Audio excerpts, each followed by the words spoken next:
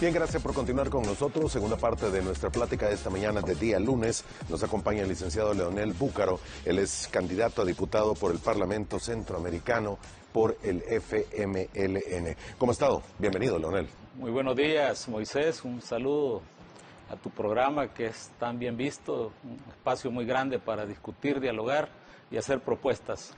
Años, porque son años, de no conversar con usted. ¿Políticamente se había aislado? ¿Lo habían aislado o qué había sucedido? Un poco de todo, Moisés. ¿Lo habían aislado también? No, sí. La verdad que después de la gestión que hice al frente del Parlamento Centroamericano, luego fui electo al mismo tiempo presidente del Parlamento Euro-Latinoamericano, que muchos desconocen en el país en qué consiste. Y luego terminé la gestión en el 2016, hice un paro en la parte interna política, ya no participé de candidato, tal vez demostrándome al mismo tiempo que es posible no seguir siendo funcionario. Tampoco fui llamado al gobierno del FMLN para aportar y me dediqué al campo internacional. He andado en los temas internacionales, me hice muy amigo del presidente Zapatero y otros, y en ese tipo de gestiones muchos han oído de los conflictos, Ucrania, Rusia, Grecia. Por ahí ha andado Leonel Búcaro en ese mundo. No me diga. Y acá no se supo mucho, pero siempre participando en el trabajo con el partido, viendo también los toros desde la barrera, y luego también un poco en la conflictividad interna, que hay que decirlo, ¿no? En la lucha por el poder, las discrepancias, parte del desarrollo de los procesos democráticos que ahora estamos viviendo, así como se está viviendo también la realidad nacional, que nos asusta un poco a muchos, y hay que poner en alertas y en sala de espera la situación que está viviendo El Salvador. De todo ello quiero que hablemos un poco. Ahora, ¿por qué volver en este momento? Creo que es necesario, cuando uno vive mucho en el campo internacional, se da cuenta de los comparativos que pueden haber geopolíticos, de política nacional, de las relaciones internacionales. Acaba de pasar la etapa Trump, por ejemplo, que fue de mucha confrontación, conflictividad. Hay también un proceso de judicialización de la política. El país está en una situación, yo diría, alarmante en cuanto al proceso de paz que se inició con la firma de los acuerdos, el proceso democrático, la apertura. Entonces, aquellos que participamos desde niños, porque hay que decirlo, fuimos partícipes de este proceso desde hace mucho tiempo. A mi edad actualmente, pues ya uno puede aportar, ¿verdad? Entonces regresar en este momento es una necesidad de darle un apoyo, independientemente de quedar o no como funcionario del Parlamento Centroamericano. Creo que el retorno a la vida política del país es necesaria. Muy bien. Retorna al FMLN. Algunos se preguntarían ¿a cuál FMLN?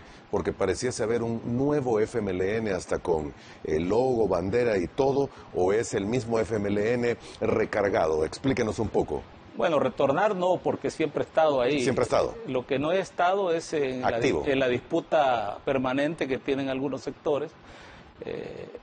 Yo diría más que nuevo FMLN es modernizar al FMLN, que estaba en el pensamiento permanente de Chafik, la evolución permanente de cualquier instrumento político como es el FMLN, y adaptarse a la realidad que va viviendo la sociedad. Estamos en una nueva etapa de la sociedad salvadoreña. Hay mucha población que surge a partir de los acuerdos de paz. Recordemos, en 1992 estaban naciendo salvadoreños y salvadoreñas que a estas alturas no vivieron el conflicto armado, desconocen la historia de El Salvador, y es por eso que hay una manipulación de parte del mandatario en cuanto a estos procesos. Ignorancia, desconocimiento o una estrategia en el teatro de operaciones para ganar adeptos a través de la manipulación mediática con objetivos políticos del poder. Entonces, en ese contexto, este FMLN, que accede a una parte del poder político, no logra desarrollar su dimensión estratégica de hacer los cambios necesarios por motivos diferentes que habría que analizarlo, habría que discutir cuál fue la decisión que tomó ese FMLN al llegar al Ejecutivo, a quién favoreció, qué hizo de bueno y qué hizo de malo, porque decir que hizo todo malo también es incorrecto. Señalar los errores también es correcto y hacer una autocrítica, pero fundamentalmente se trata qué va a hacer este FMLN, y se sigue siendo la izquierda aspiracional de los cambios por la justicia social, la democracia, el desarrollo económico, pero de todo eso hay que hablar y decir qué FMLN tenemos para qué lo tenemos y hacia dónde vamos. Hay una disputa que se ha dado del poder, como en todo país del mundo. Cuando se pierde una elección de la manera catastrófica que lo hizo el FMLN, se debe de dar espacio a otras mentes, a otras capacidades dentro de los partidos políticos para que estos puedan darle más oxígeno y seguir avanzando. Pero si se cae en la disputa interna, lo que estamos haciendo es favoreciendo a tu contrincante, favoreciendo la situación de aquellos que no quieren que la evolución cambie. Y ahí es donde quizás tenemos esa situación interna que yo creo que se va superando poco a poco. Hay una generación de jóvenes que están al frente, también el compañero Oscar Ortiz, de gran experiencia, que ha tomado la decisión de hacer un traspaso generacional, dice él, aunque yo creo que este es un trabajo intergeneracional donde todos somos necesarios y nadie debe ser excluido. El tema fundamental, creo, Moisés, se trata de la democratización de los instrumentos en todos los partidos políticos, sean de derecha, de izquierda, de nuevo orden, de viejas ideas y nuevas ideas, no importa de qué sea, pero se trata del proceso que vive el país y en eso están involucrados medios de comunicación, la misma Iglesia católica o de otras denominaciones, todos los sectores vivos del país, porque se trata de un tema de nación y en ese sentido creo que debemos trabajar mucho más. Muy bien, sáquenos de una duda a todos. ¿Por qué volver y aspirar a la... Bueno, usted me dice, no, es que he vuelto, ya siempre he estado. ¿Por qué resurgir buscando el Parlamento Centroamericano y no una curul dentro de la Asamblea Legislativa? ¿Se le impide algo legalmente? No, absolutamente. Lo que sucede es que yo inicié un proceso, si tú recuerdas, yo creo que la última entrevista que tuve fue precisamente contigo, cuando te presenté lo que se llamaba la Agenda 10 para el Desarrollo de Centroamérica, que contemplaba diferentes proyectos muy específicos para avanzar en esta región. Yo veo Centroamérica como una sola región, una sola nación. Estoy convencido que solo así van a desarrollarse los países de la región. Ahí contemplamos varios temas en materia, por ejemplo, de comunicación. Acuérdate que yo planteé el proyecto del ferry que se desarrollaría entre El Salvador, Costa Rica, Nicaragua, Panamá. La grata noticia es que pronto se va a inaugurar el tramo entre Costa Rica y El Salvador, lo va a inaugurar este gobierno. Procesos de esa naturaleza. Entonces, yo ahora vengo y le presento a la población centroamericana y específicamente siendo un representante de El Salvador, la Agenda 10 en marcha, porque no es algo nuevo. Ahí con un buen equipo de diputados que representamos El Salvador, echamos a andar, nos quitamos las camisas partidarias y avanzamos bastante en ese proceso. Somos más de 55 millones de habitantes en Centroamérica, tenemos 523.000 kilómetros cuadrados, costas en el Atlántico y en el Pacífico, tenemos todo un desarrollo, tenemos el Golfo de Fonseca, el cual presenté el proyecto de desarrollo de paz y economía del Golfo. Alrededor del Golfo vive alrededor de 2.1 millones de habitantes entre Nicaragua, El Salvador y Honduras. Entonces yo decía, ¿por qué disputarnos la miseria y no crear riqueza? Entonces, en ese marco de un proceso grande, en el cual yo considero que para poder contribuir efectivamente hay que hacer la macropolítica. Y acá en El Salvador, en el tema de ser parte de la Asamblea Nacional, pues yo considero que hay otros compañeros que pueden avanzar en el camino de desarrollar El Salvador y conjuntarnos. Quizás en el futuro, aunque yo no soy un aspiracional de estar ocupando los cargos, por eso mismo, cuando te digo, he vuelto al tema de los funcionarios para ver. Mucha gente se preguntaría, ¿por qué después de hacer tanta gestión un paro? Pues decirte, el partido también tiene un requisito, no se puede seguir después de 2 periodos. Yo cumplí mis 2 periodos y tampoco pasé a ser candidato a la Asamblea Nacional, ni mucho menos a alcaldías, etcétera. Se me propuso en mi momento ser parte del equipo de San Salvador, yo dije que no, cuando ganamos la alcaldía, no quise participar y seguí trabajando en el ámbito internacional. Ok, señor, hay algunos puntos porque sectores políticos en el país, figuras políticas dominantes de este momento han señalado que el Parlacen no debería existir. Estoy tomando palabras más, palabras menos, pero han dudado de la necesidad de un organismo como este. El tema no es el organismo, Moisés, te lo puedo decir con propiedad. Este es el instrumento constitutivo del Parlamento Centroamericano, pero si tú le consultas a todos los candidatos que quieren ir al Parlamento Centroamericano, te aseguro que si un 1% lo ha leído, es bastante. no lo han leído, no saben en qué consiste el Parlamento Centroamericano, no saben que tiene un carácter diplomático y un carácter de deliberación regional parlamentaria. Yo invito a que discutamos, es más, he lanzado un reto a todos los candidatos a que hablemos del Parlamento Centroamericano, y de alguna manera la mitología sobre el Parlamento tiene algunas partes de razón. ¿Por qué? Hay diputados que son electos y que se vuelven diputados cobra, llegan a cobrar, cobran su cheque y parece que andan en una vida turística diplomática, y eso hay que cambiarlo.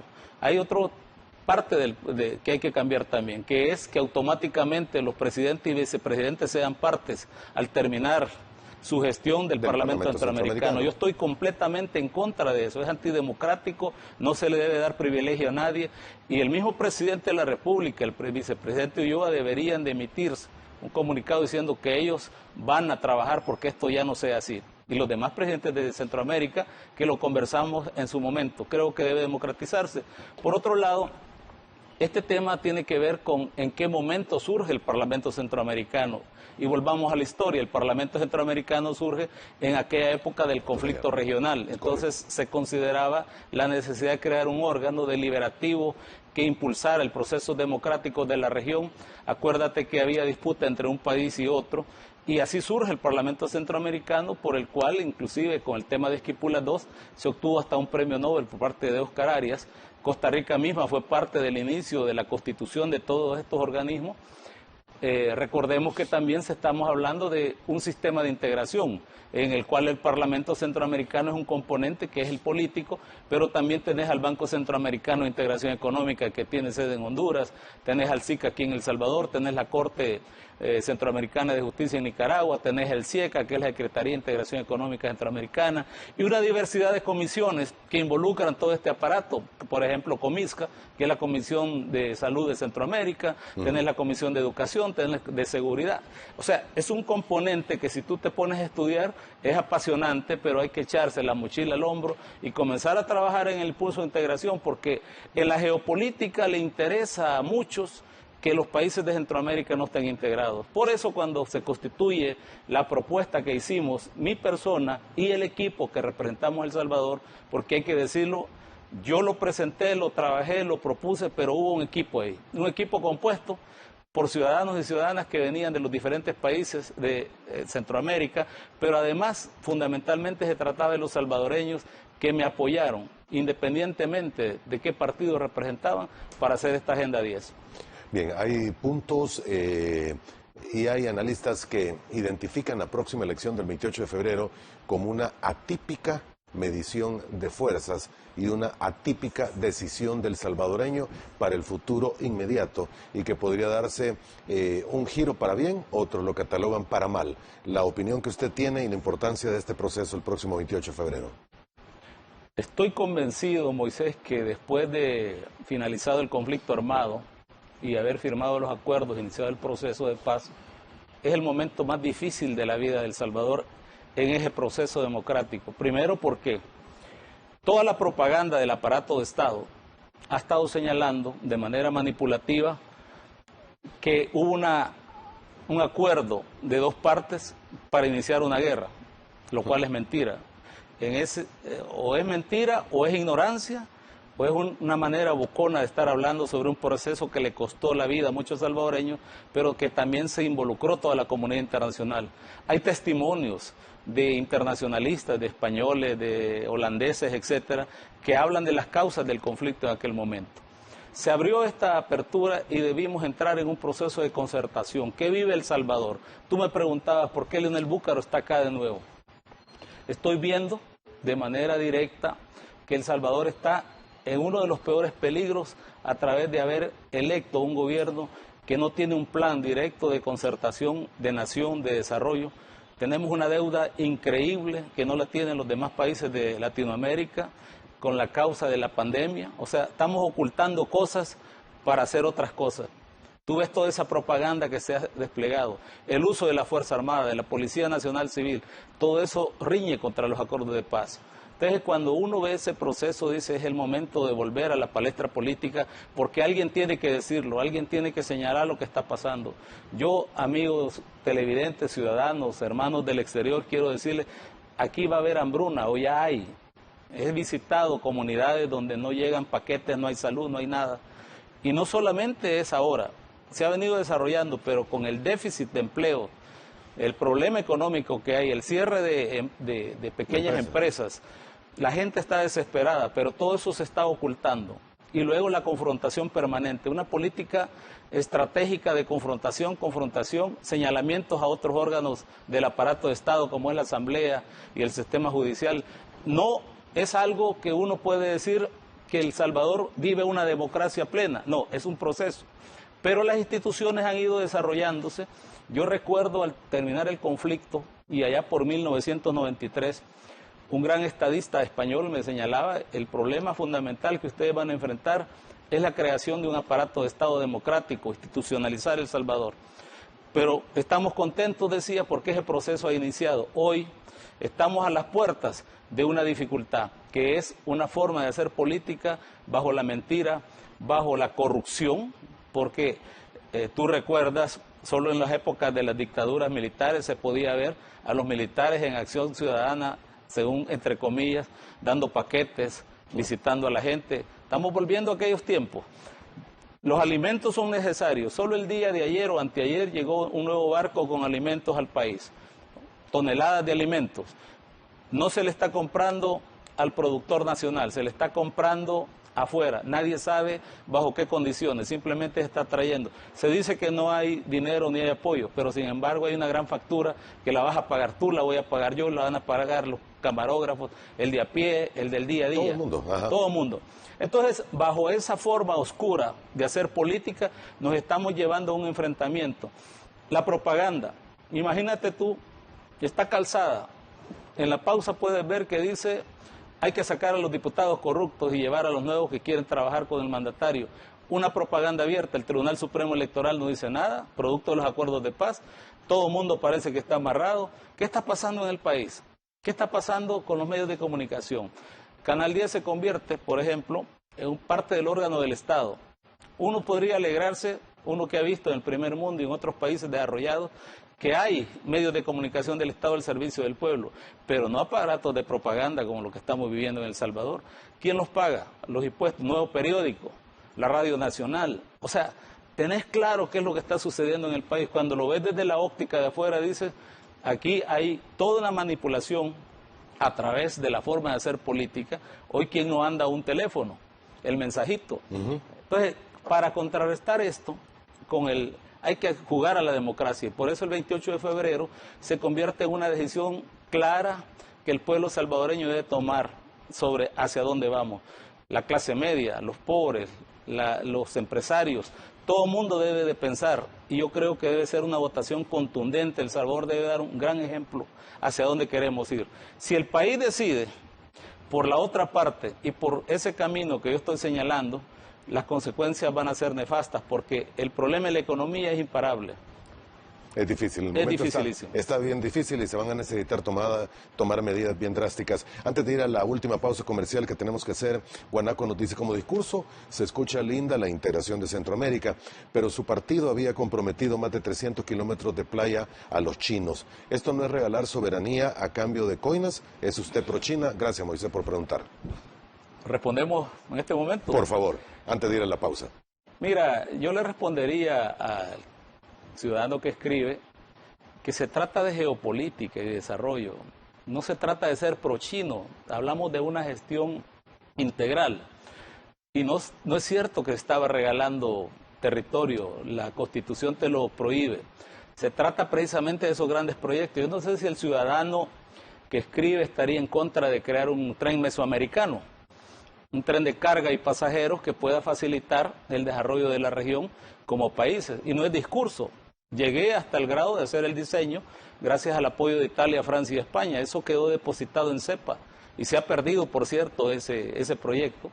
Pero la gestión está hecha. Si vinieran los chinos, los rusos o los norteamericanos o cualquier otro país a querer invertir en El Salvador, ¿estaría el ciudadano en contra de que desarrollemos la zona? No creo. ¿Estaría los migueleños en contra de que se desarrolle el Golfo de Fonseca? O sea, por gente como él y gente que señala sin conocimiento, porque este es un problema de mala intención, de ignorancia o de no quererse poner la camisa de ciudadano y trabajar. Yo he dicho, por ejemplo, con todas esas remesas que envían los compatriotas desde Estados Unidos, un buen gobierno, y esa fue una falla también del FMLN en el gobierno, debió haber hecho una economía de inversión para desarrollar la parte turística. Tenemos una costa lindísima. ¿Se la vamos a regalar a los salvadoreños que viven en el exterior o los vamos a invitar a que inviertan?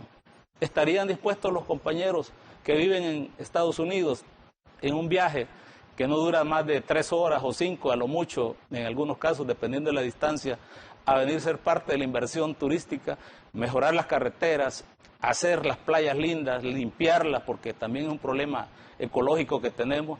Yo creo que ahí ese morbo que tenemos, en vez de ponernos la camisa, estudiar, hacer relaciones de geopolítica, compartir lo que tenemos para desarrollarlo, cuidarlo, dárselo a estas generaciones y a las futuras, porque al fin y al cabo se trata de eso. Cuando se dio el tema de las relaciones con China, El Salvador se tardó, debió ser mucho antes. Centroamérica debería insertarse en ese contexto mundial y hacer esa geopolítica. El ciudadano olvida que Centroamérica en su conjunto hizo un tratado con la Unión Europea. Estamos vendiendo la soberanía a través de hacer un tratado con la Unión Europea. ¿Qué ha sucedido con ese tratado? Tú sabes que el Parlamento Centroamericano, de que se cumplan los tratados entre la Unión Europea y Centroamérica, pero si el aspirante a ser parte del Parlamento Centroamericano no lo sabe, no sabe ni en qué consiste el tratado, no lee, difícilmente vamos a avanzar. Vamos a terminar de entender qué es lo que sucede. Muy bien. ¿Es usted pro China? Solo para terminar la pregunta de él. Fíjate que no soy pro nadie, soy pro El Salvador, soy salvadoreño. Bien, vamos a la última pausa, regresamos en 2 minutos.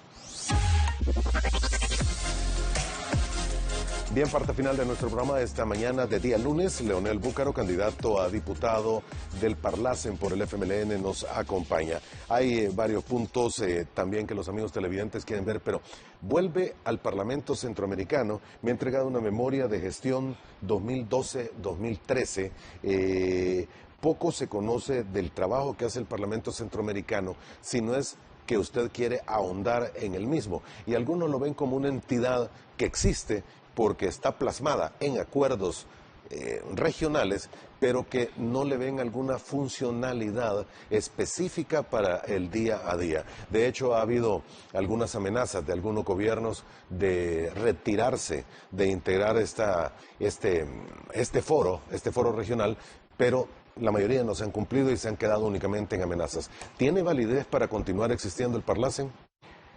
Si se moderniza y se le da la razón de ser para la integración en aspectos vinculantes, la tiene.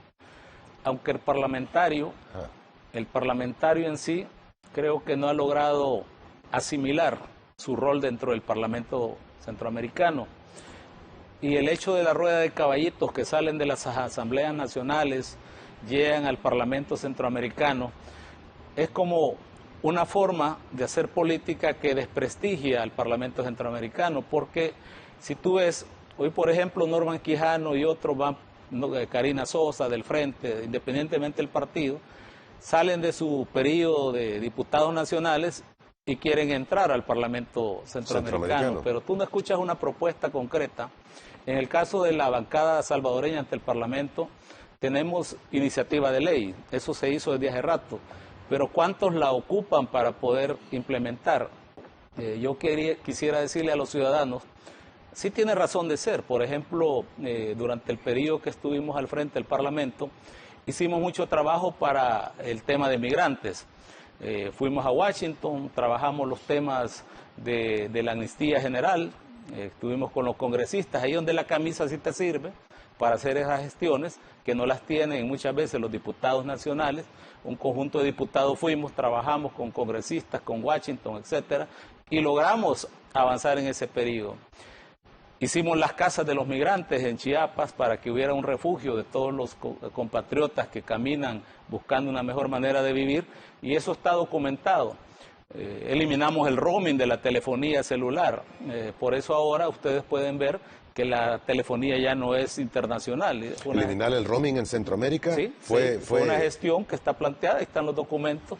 Luego tenés el CA4, que es el paso de los 4 países, que está en tratado, pero que los ejecutivos respectivos lo complican y sus respectivos funcionarios, muchas veces por falta de conocimiento, y lo otro es que en estos países pequeños no se aplica el derecho internacional en el cual ellos enmarcan los tratados que suscriben. O sea, tenemos una vulnerabilidad al derecho internacional y por eso entramos en confrontación permanente. Si a El Salvador se le ocurre cerrarle a los transportistas de verduras de Guatemala la frontera, en reciprocidad ellos hacen lo mismo y ahí se acabó el tratado. Entonces, ¿cómo se cumple? Para eso está la Corte Centroamericana, las instancias deben de funcionar, pero ahí es donde viene el rol del parlamentario centroamericano, que debe volverse el ejecutivo de la acción. Y los presidentes, que pasan muy ocupados en los problemas localistas del país, que son enormes. Estos países en común denominador tienen un déficit fiscal, tienen un problema de economía, tienen un problema de educación, tienen un problema de empleo.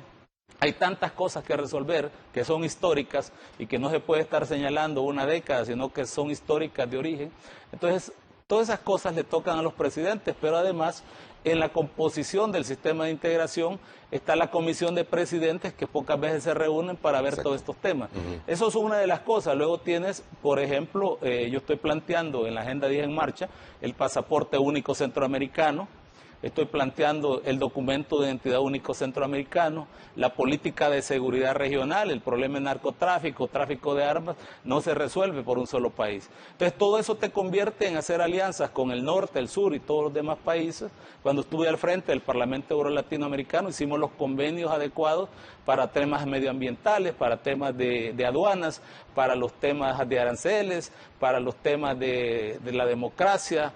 O sea, hay tantas cosas, pero para eso necesitas un equipo y necesitas que ese equipo camine en la medida del desarrollo y del conocimiento hacia qué objetivos queremos de Centroamérica. Entonces, ¿qué hay que hacer en este momento? Yo diría que una de las iniciativas más inmediatas es hacer un paro, revisar, ¿verdad? Porque en su tratado constitutivo el Parlamento dice que se crea como un instrumento deliberativo para el desarrollo de la democracia, la justicia social, pero estamos hablando de aquella década, de finales de los 90, de finales de los 80, principios de los 90, y ahora, a menos que entremos en una confrontabilidad enorme como la que se está planteando, habría que ver qué instrumentos se necesitan. Yo te he dicho, uno es eliminar que los presidentes y vicepresidentes sean parte del Parlamento Centroamericano de manera automática. Dos, generar vinculación con las leyes. Y lo otro es que la Corte Centroamericana de Justicia también tenga su rol dentro del sistema. Aquello que no se acata debe ser dilucidado en la Corte. Así como en el Parlamento Europeo tenés la Haya, tenés los instrumentos, etcétera. Y no fue fácil en Europa, no creamos que se formó de la noche a la mañana. Hubo mucha discusión e inclusive debe saber el ciudadano que Inglaterra se sale y el factor fundamental de la salida de Inglaterra tiene que ver con los beneficios económicos, porque al igual que Costa Rica en Centroamérica, sopesan el beneficio económico de una integración y si ellos se sienten mejor solos, pues siguen solos. Pero a la larga, y te puede parecer interesante, cuando hay un proyecto regional, como por ejemplo el que hicimos de la compra de medicina conjunta de los países miembros del sistema, participó Costa Rica. ¿Por qué? Porque Costa Rica se dio cuenta que si comprábamos los paquetes de medicina de una misma medicina para la región, disminuían sus precios a un 40%. Claro. Entonces el beneficio les va y ahí sí quieren participar. ¿Tú crees que si el tema del ferry, por qué Costa Rica sí está participando en el proyecto de ferry que lo impulsa el Parlamento Centroamericano a través de la gestión que iniciamos? Que por cierto, yo recuerdo, tú me decías, señor, esto queda aquí grabado, documentado, por si algún día alguien sale y dice que es un proyecto iniciado en ese momento. Estos proyectos son de largo plazo. Entonces, hay que revisar el Parlamento Centroamericano, pero no solo eso, todos los instrumentos, inclusive yo diría revisar los instrumentos nacionales, porque a partir de los acuerdos de paz se habló de la democratización de las instituciones y es tiempo también de revisar el papel del Ejecutivo, el papel de la Asamblea Legislativa en El Salvador, su composición, sus instrumentos, el tema también municipal, es importantísimo revisarlo, las comunas, ¿verdad? Todos estos temas que contribuyen a un desarrollo democrático. Estamos en pleno siglo XXI, Moisés, no podemos seguir hablando como que estamos en la etapa medieval, ni mucho menos asustando a la gente con que ahí viene el lobo. O sea, debemos de trabajar para construir país, para construir nación.